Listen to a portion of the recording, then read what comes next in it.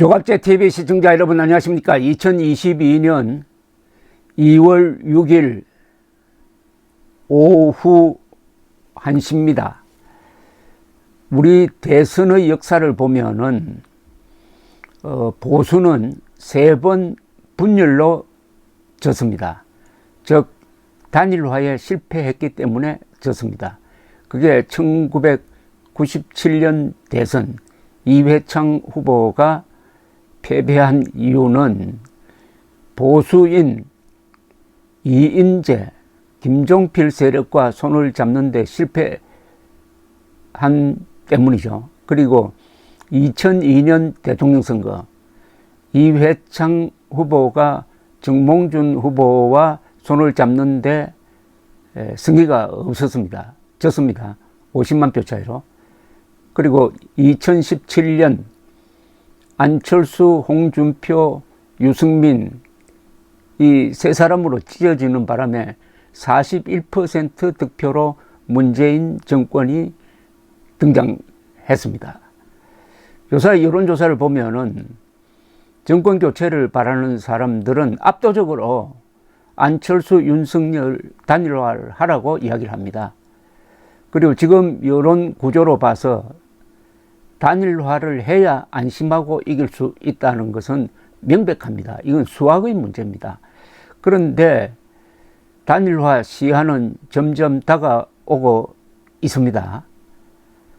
어떻게 할 것이냐? 지금 윤석열, 국민의힘 고민이 많을 것입니다. 그런데 오늘부터 공개적으로 이 단일화가 공론화되는 듯 합니다.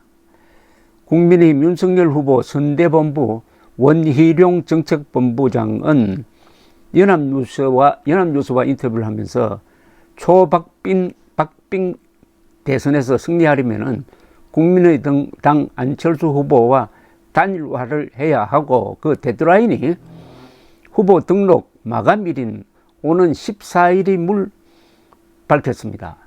얼마 남지 않았습니다. 오는 14일입니다. 일주일밖에 남지 않았다는 이야기입니다. 원희룡 본부장은 국민의당과의 공동정부론에 대해서도 당연히 가능하다. 못할 게 뭐가 있나? 라면서 윤석열 후보도 같은 생각일 것이라고 밝혔습니다. 그런데 이 인터뷰가 나가자 권영세 선대본부장은 공식 입장문을 내고 후보 단일화에 대해 거론한 적이 없고 향후 계획을 논의한 바도 없다. 단일화 논의를 시작할 때가 되었다는 선대본부 내 일부 인터뷰 내용은 개인 의견일 뿐 선대본부 입장과는 아무 관련 없다고 했습니다. 한편 안철수 후보 측 이태규 총괄선대본부장은 기득권 정치를 유지하고 강화하는 데 이용해 먹으려고 하는데 안 후보가 절대 응하면 안 된다고 했습니다.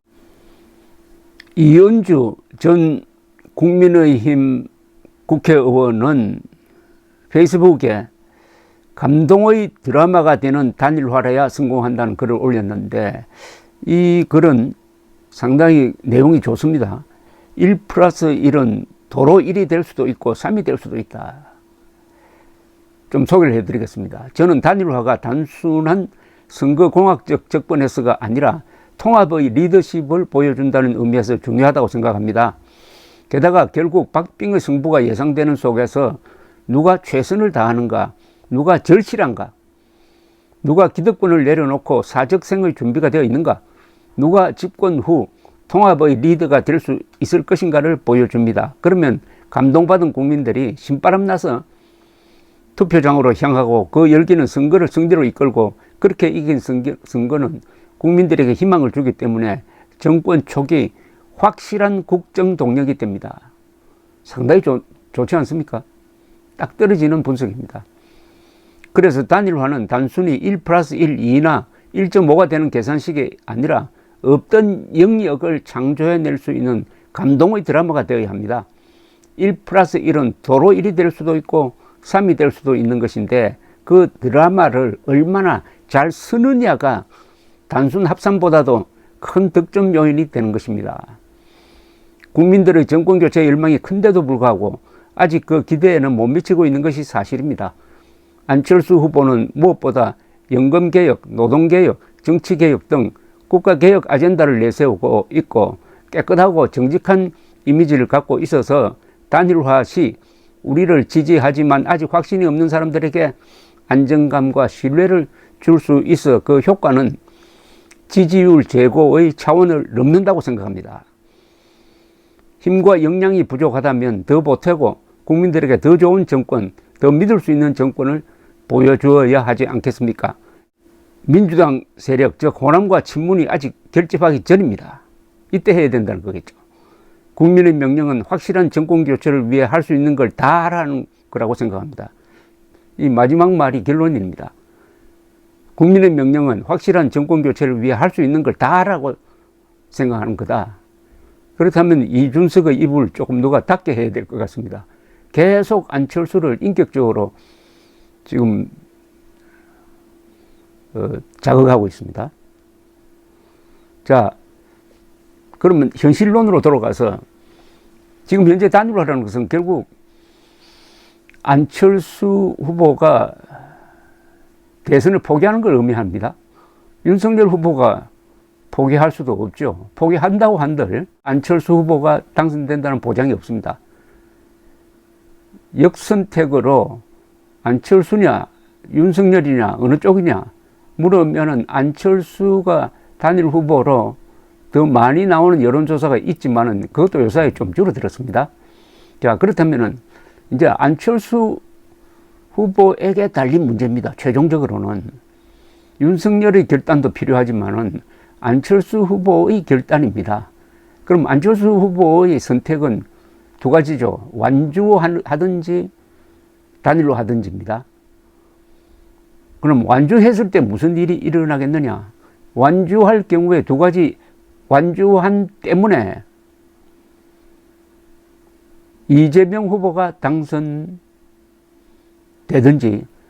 완주했음에도 불구하고 윤석열 후보가 당선되든지 둘 중에 하나입니다. 둘 다 안철수 후보에게는 비참한 상황이 될 것입니다. 이재명 후보가 당선되면은 안철수 후보는 정권 교체의 희망을 짓밟은 공적으로 되겠죠. 그러지 않고 막판에 가서 사표 방지 본능이 작동해가지고 안철수 후보의 지지율이 미미해져서 윤석열 후보가 당선되면은 그때는 안철수 후보는 웃음거리가 되겠죠.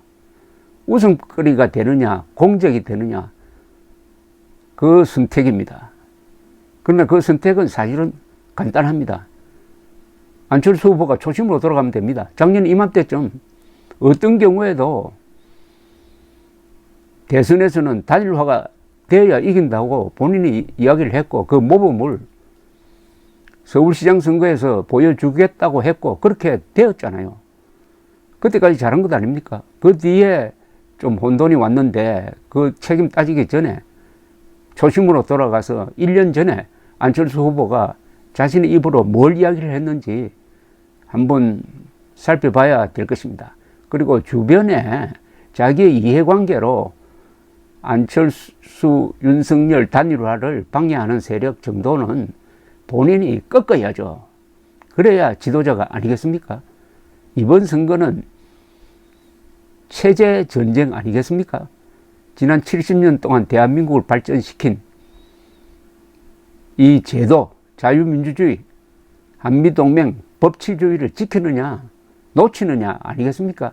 여기에 안철수 후보는 너무나 당연한 결정을 해야 됩니다.